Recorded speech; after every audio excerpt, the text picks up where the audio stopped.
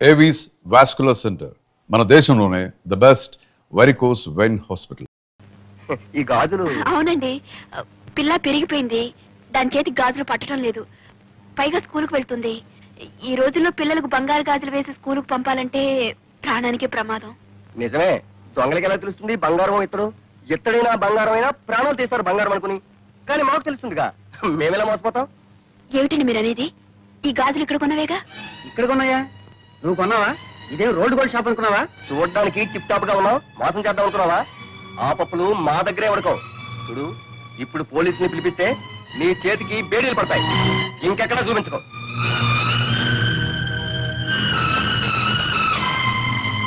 మరి ఇది? అది బంగారమే, ఇక్కడ కొన్నదేనమ్మా. రెండు ఇక్కడే కొన్నవనుకున్నానండి, క్షమించండి. వదినా, ఏమిటి బట్టలు సర్దుతున్నావు? ప్రయాణమా? డాక్టర్ గారు అని మదనపల్లి తీసుకెళ్ళమన్నారు, వెళ్తున్నాం. దుర్గా, మనం మదనపల్లి వెళ్ళడం లేదు. ఏ? నా దగ్గర డబ్బు లేదు. నా దగ్గర డబ్బుంది. ఎక్కడిది? నా పుట్టిన నుంచి తెచ్చింది కాదులేండి. నాకు తెలుసు ఆ డబ్బుని మీరు విషయంలా చూస్తారని. మరి ఇంకెక్కడిది? మీరు ఇంటి ఖర్చుకి ఇచ్చిన డబ్బుల్లో మిగుల్చుకుని దాచుకుంది. సరేనా? నువ్వు దాచుకున్న డబ్బు నీదే అవుతుంది. చూసావా చూసావా సరళ, నీది నాది అంటూ ఎలా వేరు చేసి మాట్లాడుతున్నారు. నేను కాదు వేరు చేసి, నువ్వు ఇచ్చిన డబ్బు అప్పుడే అయిపోయిందని అడిగిన దానికి ఏం చేశావు? మీరు ఇచ్చే ప్రతి పైసా లెక్క రాసి పెట్టాను, కావాలంటే చూసుకోండి అని లెక్క పుస్తకం తీసుకొచ్చి నా మొహాన్ని కొట్టాను. చూడక్కర్లేదు అంటే నా డబ్బే నీకు అక్కర్లేదమ్మా. ఇంత చిన్న విషయానికి రభస్ చేసి ఇంట్లోంచి వెళ్ళిపోయాం. నా డబ్బు నీకు అక్కర్లేకపోయినప్పుడు నీ డబ్బు నాకెందుకు కావాలి? నీకే నాకు ఉంది ఆత్మాభిమానం. ఓహో, ఆత్మాభిమానం ఉండేనా? సుస్థి చేసినప్పుడు సొంత ఇంటిని పెళ్ళాన్ని వద్దనుకుని ఎవరో పరాయి వాడు మధు ఇంట్లో ఉన్నారు. ఆయన డబ్బు మీకు సొంతమైంది కదా? ఎందుకు కాదు? మొదటి నుంచి వాళ్ళ బంగళా, వాళ్ళ డబ్బు, వాళ్ళ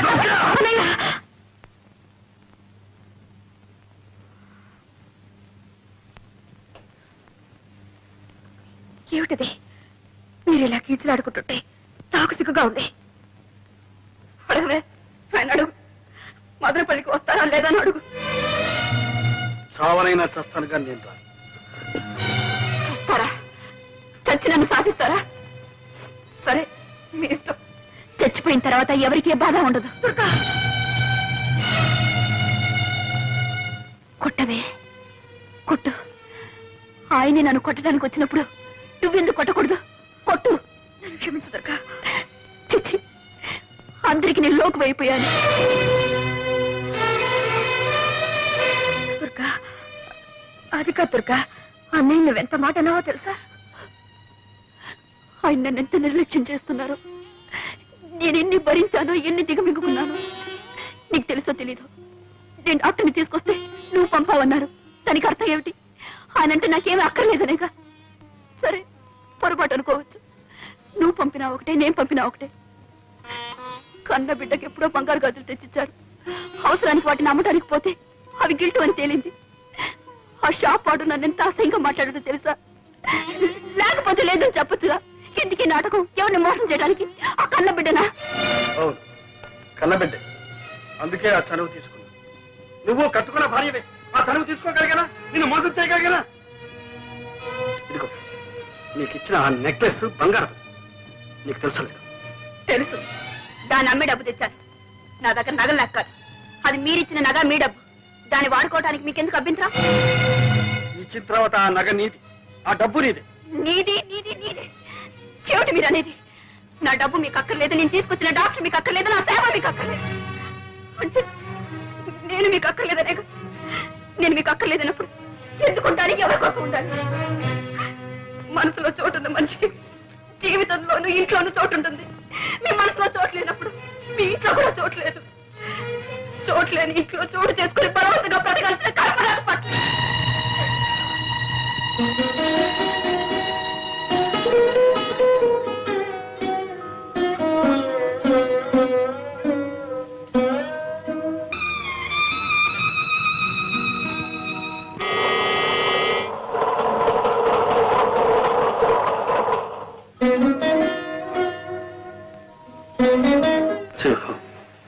చిన్నబాబు, అది హైదరాబాద్ వెళ్ళే రైలు కదా?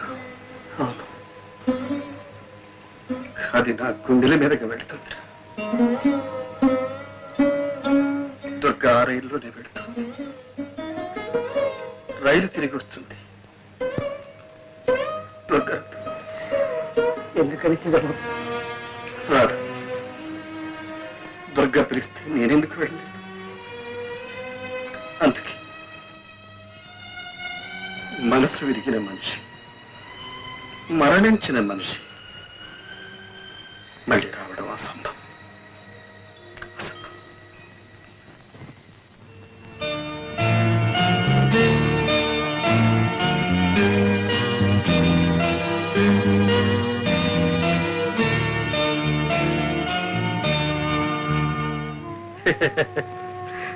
నాకు బాధలు ఎక్కడున్నాయమ్మా? దొరకలేకపోతే నేను ఒక్కడిని ఎక్కడైనా ఎలాగైనా బ్రతకాలి, హాయిగా బ్రతకాలి. దుర్గ లేకపోవడమే నీకు హాయిగా ఉందా అన్నయ్య? బాధ లేకపోవడమే హాయి కదమ్మా. ఒక్క మాట అడుగుతాను, చెప్పన్నయ్యా. నీ అప్పులు, నీ బాధలు దుర్గకి ఎన్నడైనా చెప్పావా? లేదు. ఏ, ఎందుకు చెప్పలేదు? సరే, మొగుడిని ప్రేమించడం వేరు, అర్థం చేసుకోవడం వేరు. దుర్గకు ప్రేమించడమే తెలుసు, అర్థం చేసుకోవడం తెలియదు. ఆమెకి చేతగా. అలాగని ఆమెకేమీ చెప్పకుండా అన్నీ దాచుకున్నావు. నీ కష్ట సుఖాలు చెప్పలేదు, నీ ఇష్టాయిష్టాలు చెప్పలేదు. నువ్వేం చేస్తున్నావు, ఎలా సంపాదిస్తున్నావు, ఎంత సంపాదిస్తున్నావో ఆమెకి తెలియదు. చివరికి నీ వినోదం కోసం నువ్వే చక్రపాణి అన్న సంగతి కూడా ఆమెకి తెలియకుండా దాచుకున్నావు.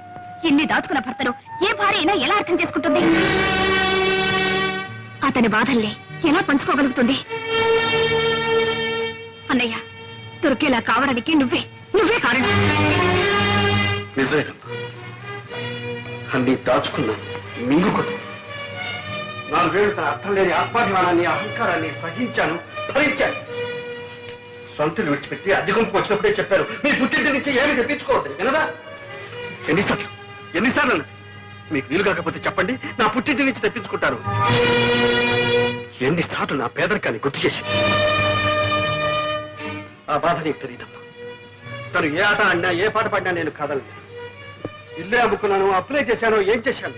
తను సుఖపెట్టడానికి, సంతోషపెట్టడానికి ప్రయత్నించాను. నా స్థితి తనకు మాత్రం తెలియదా? ఏం చేస్తున్నారు, ఎక్కడి నుంచి తెస్తున్నారని ఒకసారి అడిగిందా? ఫ్రిడ్జ్ అని, టీవీ అని, కనీసం ఇన్స్టాల్మెంట్ లో కరాలని అన్ని పెంచుకుంటూ పోయి తెచ్చిస్తే తీసుకునేది, తెచ్చకపోతే తెప్పించుకుంటాను అని. అలాంటి దాంతో ఏం చెప్పమంటావు, ఏం చేయమంటావు? అయిపోయి నా ఓపిక కూడా ఓకే. ఇక నా వల్ల కాదు. అన్నయ్య, ఇన్నాళ్ళు నా మనసు వంటి స్తంభం మేడల ఒక్క దుర్గపైనే ఆధారపడి తను వెళ్ళిపోయింది. అది కాస్త కూడి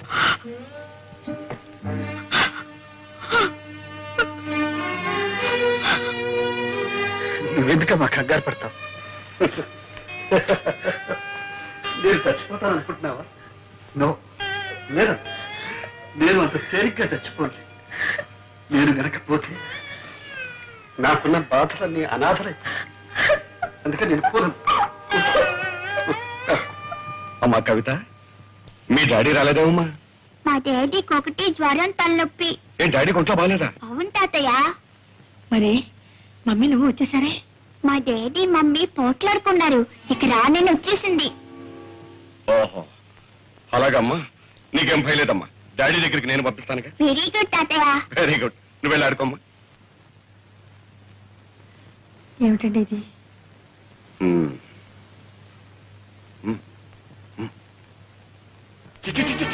ఎందుకే ఏడు నీకు వచ్చినాయి, చెట్టుకు వచ్చినాయి. ఇంకా చిక్కు లేకుండా నిలబడామే. ఇంకొక క్షణం నా ఇంట్లో వస్తారు పిల్లలు. ఏమండి, తాగొచ్చి తన్నా ఆడుతున్నారా? నా ఇష్టంలో తాగుతాను, తనని ఆడతాను. నువ్వెవరు ఆడటానికి? దాని బట్టి మాటతో ఫెయిల్ అయిపోతున్నావు. ఏం మాట్లాడుతున్నారు మీకు తెలుస్తుందా? మీకేమైనా మర్చిపోయిందా? మర్చిపోయిన మాట్లాడే నీకు మాట్లాడంటే పక్కన ఇరిపోయి జాగ్రత్త. నీ పెట్టి పేడ పట్టుకు పోయి నన్ను ఎక్కడ పొమ్మంటారండి? ఎక్కడ పోవాలో అది కూడా నేను చెప్పాలా? మొగుడు వదిలిపెట్టినారది, మొగుడు వదిలిపెట్టినారది, ఎక్కడికి వెళ్ళాలో నాకంటే నీ కూతురు బాగా తెలిసే బాగానే చెప్తుంది. ఇగో, నీ పుట్టింటికి పోతావో లేకపోతే ఎక్కడికి పోతావో మళ్ళీ ఈ జన్మలో నీ ముఖాన్ని చూపెడతావు. మొగుడంటే, ఇల్లంటే ఒక గౌరవం ఉండాలి. ఏం ఏమిటే పెద్ద శ్రీరంగ నీతులు చెబుతున్నావు? నేను మగాణ్ణి, నీ మొగుణ్ణి. నా అవసరాలు నాకుంటాయి. అవన్నీ నీతో చెప్పాలా? నాకు అర్జెంటుగా ₹1,00,000 కావాలి. పోయి పుట్టింటికి వెళ్ళి తీసురా. ఉన్నాయి కానీ నీ అప్పకు లక్షల కోట్లు. అయ్యో ఏమిటండి కర్మ? మా నాన్న ఏమని అడుగుతానండి? అడిగితే మీరంత చులకడైపోతారు. పుట్టిన నుంచి డబ్బు తెస్తాయి, మీ మర్యాద ఉంటుందండి. మర్యాద ఏమిటే మర్యాద? నీకు కావాల్సిన తెచ్చుకున్నావుగా, నగరం, చీరలు, బీరువాలు, పోషణలు. ఏ నాకు తెచ్చారా నీ మర్యాద? ఆడదాని మీద చేయిస్తావా? నీకు సిగ్గు లేదు? ఏమో ఏంటి సిగ్గు గిగ్గు అంటున్నావు? ఇది మా భార్య భర్తల విషయం. నువ్వెవరు కలిగి చేసుకోవడానికి? నీ ఇంట్లో నీ పెత్తనం చలాయించుకో. ఇది నా ఇల్లు. నేనేనాడు ఇంట్లో కాలు పెట్టాను ఆనాడే నా ఇల్లు. నీకేం సంబంధం? వదిన మొగుడితో ఏదో బుద్ధిగా కాపురం చేస్తున్న దానిలో తగుదనమ్మా అని వచ్చి నీతో చెప్తుంది నీతులు.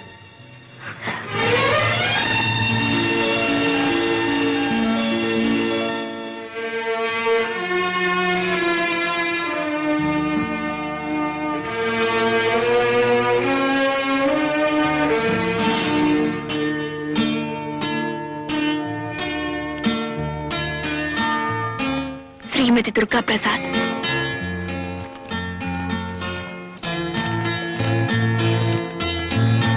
దుర్గా, నువ్వు వెళ్ళావు.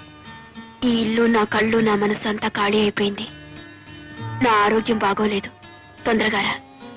వీలైతే త్వరలో కొంత డబ్బు పంపిస్తాను. ఈ ప్రసాద్. నీకింత సుస్థి చేస్తే నాకు ఒక్క ఉత్తరమైన రాశారా? అంత మాత్రం బాధ్యత లేదా? రాశాను దుర్గా, నీ ఉత్తరం రాశాను. ఎందుకండి అబద్ధాలు చెప్తారు? మీ మనీ ఆర్డర్ అందినప్పుడు మీ ఉత్తరం అందదా?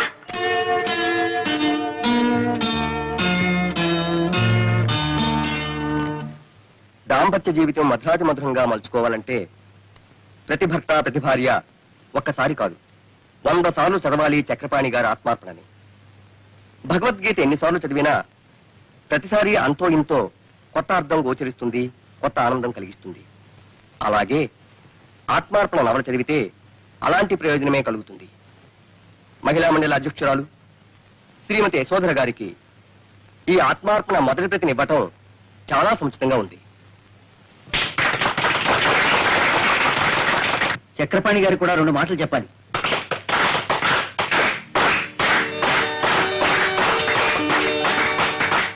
మిత్రులందరికీ నమస్కారం. ఒక రచయితని గాని, కళాకారుణ్ణి గాని తను చేసిన ప్రయోగాల గురించి తననే మాట్లాడమనడం అంత న్యాయం కాదు. ఎందుకంటే అతనేదైనా చెప్పదలుచుకుంటే అతని రచనలే చెబుతాయి కాబట్టి.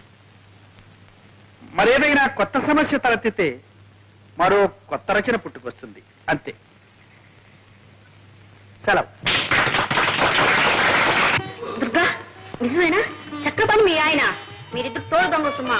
సొంత వాళ్ళు కూడా చెప్పకుండా ఏమ్మా దుర్గా, నాతో కూడా చెప్పలేదు, అంత దాచుకున్నావు. ఉండండి అత్తయ్య. ఇంత గొప్ప రచయిత భర్త కావడం ఎంత అదృష్టమో తెలుసా? అరే, ఆయన పుస్తకాలు 3 సార్లు చదివాను. చక్రపాణి మా బావగారని తెలిస్తే ఒక్కొక్కటి 6 సార్లు చదివి ఉండేవాడమ్మా. ఆనాడు కింద భూమి పైన ఆకాశం తప్ప ఏమీ లేని దరిద్రుడు అన్నావు. ఇప్పుడు సంతోషంగా చాలా సంతోషంగా ఉందండి.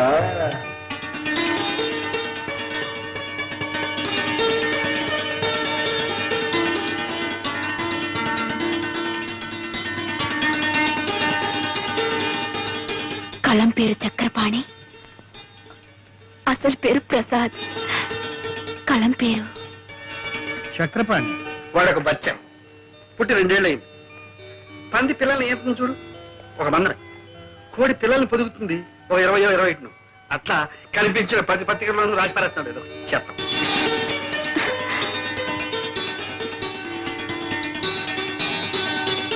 ఆత్మార్పణకు మరో పేరేనా? చెల్లి సర్. చెల్లి సరళకు అంకితం.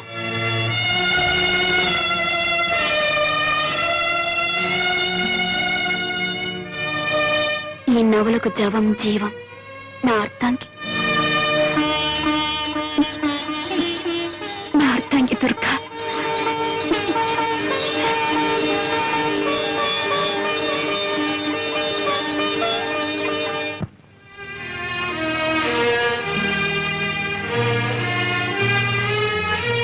సరళ, వదినా వచ్చావా? అవును సరళ, సరాసరి నీ దగ్గరికి వచ్చేసాను. నీ అన్నయ్య దగ్గరికి వెళ్ళాలంటే నాకెందుకో జంకగా ఉంది. చాలా ఆలస్యంగా వచ్చావు వదినా. అన్నయ్య నీకు శాశ్వతంగా దూరం అయ్యే వరకు నువ్వు పట్టించుకోనే లేదు. సరళ, ఏమైంది సరళ? ఏమైంది? కంగారు పడకు. నాకంతా అయోమయంగా ఉంది సరళ. ప్లీజ్, ఏమైంది? నువ్వు వెళ్ళిపోయిన తర్వాత అన్నయ్య ఎంత కష్టంలో ఇరుక్కున్నాడో తెలుసా? సేఠ్, ఎందుకు ఈ గొడవ? గొడవ? అరే, అమ్కి అప్పు వసూలు చేయడానికి రావడం గొడవ. మీరు కోర్టుకి రాకుండా మనిషి పత్తా లేకుండా పోతే అది గొడవ కాదు. సామాను జప్తు చేయడానికి వస్తే అంత అమ్మ గారిది అయ్యా గారిది కాదు అని మీ వాడు మీదికి దూకితే అది గొడవ కాదు. అది కాదు సేఠ్, వాడు చెప్పిందంతా నిజం. ఇక్కడ నువ్వేమీ నవ్వు మర్యాదగా జప్తు చేయనిస్తారా? సరే సరే, అది నాది కాదు ఇది నాది కాదని మడత పేచీలు పెడితే రేపు ఈ పాటికి అరెస్ట్ వారెంట్ తెచ్చి అతన్ని జైల్లో దోయించేస్తాను. నువ్వు నా చిన్నబాబుని జైల్లో కూర్చోబెట్టున్నావా? ఎలా పెడతావో చూస్తా. నేను చూస్తాను. ఏం చూస్తావు? సింహం, నువ్వు ఊరుకో. సెట్ ఈ నగలు తీసుకొని నీ బాకీ కింద జమ కట్టుకోండి. అమీనాజీ, అదండి పోదాం.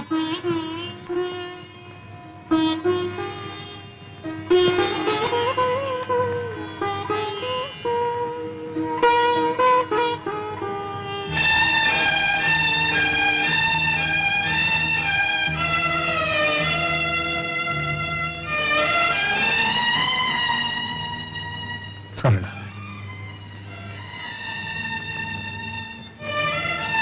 తీర్చగల రుణాన్ని తీర్చలేని రుణాన్ని నాకు మిగిల్చావా? అన్నయ్య అంత బాధలో కూడా నాకు కబురు చేశాడే గాని నీ పేరు తలపెట్టలేదు. ఒక ఆడది భర్తను ఆదుకోగల ఆపద ఇంతకన్నా ఏముంటుంది? వదినా, నువ్వు ఒకప్పుడు అన్నావు చోట్లేనింట్లో చోటు చేసుకొని బలవంతంగా బ్రతకడం కట్టి వెళ్ళిపోవడం మంచిదని. ఇప్పుడు నేనంటున్నాను నువ్వు వెళ్ళిపోవడమే మంచిదని. నీకెదురయ్యే అవమానాన్ని నువ్వు భరించలేవు. సరళ, అవునుదిరా, ఆత్మాభిమానం అనేదానివి. ఆత్మాభిమానం అనే పేరుతో అహంకారం పెంచుకున్నావు. కానీ ఆత్మాభిమానం అంటే ఏమిటో నిజంగా నీకు అర్థం తెలియకుండా పోయింది. భార్యాభర్తల మధ్య కావాల్సింది ఆత్మాభిమానంతో పాటు అవగాహన. ఆ అవగాహనే ఆత్మార్పణం. ఇదిగో నా నగలు కాదు, నా అహంకారం. నీ నగలు విడిపించుకో. నేను నా స్థానం పోగొట్టుకునుంటే దాన్ని తిరిగి సంపాదించుకోగలను.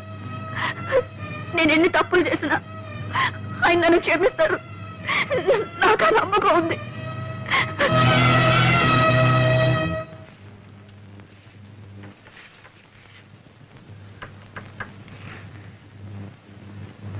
కవిత, నువ్వు ముందు వెళ్ళమ్మా.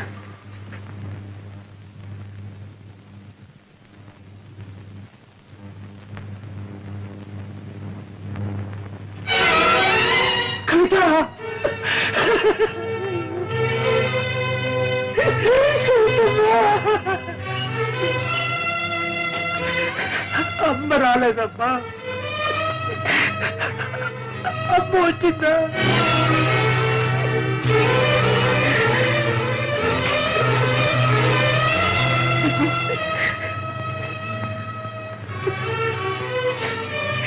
ఇప్పుడు వచ్చి ఏం ప్రయోజనం అమ్మగారు? అంతా అయిపోయింది. ఏం జరిగింది? అసలు విషయం ఏమిటో చెప్పు. విషయం ఏముందమ్మా, ఒకటే విషయం. జీవితంలో ఆఖరి నాటకం ఆడిపోతున్నానని చెప్పి చిన్నబాబు వెళ్ళిపోయాడు. నాకేదో బతిగా ఉందమ్మా. ఆయన ఆఖరి నాటకం చెప్పినా కూడా వెంట వెళ్లకుండా ఇక్కడే ఉన్నావా? ఇదే నాని మీద నీకున్న దుర్గమ్మ, నా విశ్వాసాన్ని గురించి అడుగుతున్నారా? చిన్నబాబు దగ్గర మీరు ఎప్పుడు వచ్చారమ్మా? నా తర్వాతేగా. అతని గురించి మీకేం తెలుసమ్మా? ఆయన ఆఖరి నాడగా అన్నదానగా అల్లాడిపోయారే. ఆ మాట విన్నప్పుడు నేను ఎలా భరించగలనమ్మా? గుండె బద్దలైపోయింది. నా మనసు ముత్తుబారి రాయిలా ఇక్కడ పడున్నా. భగవంతుడే అతన్ని కాపాడాలి.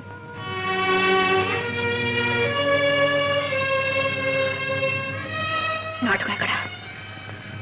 కళాభారతిలో కవితను తీసుకుంటా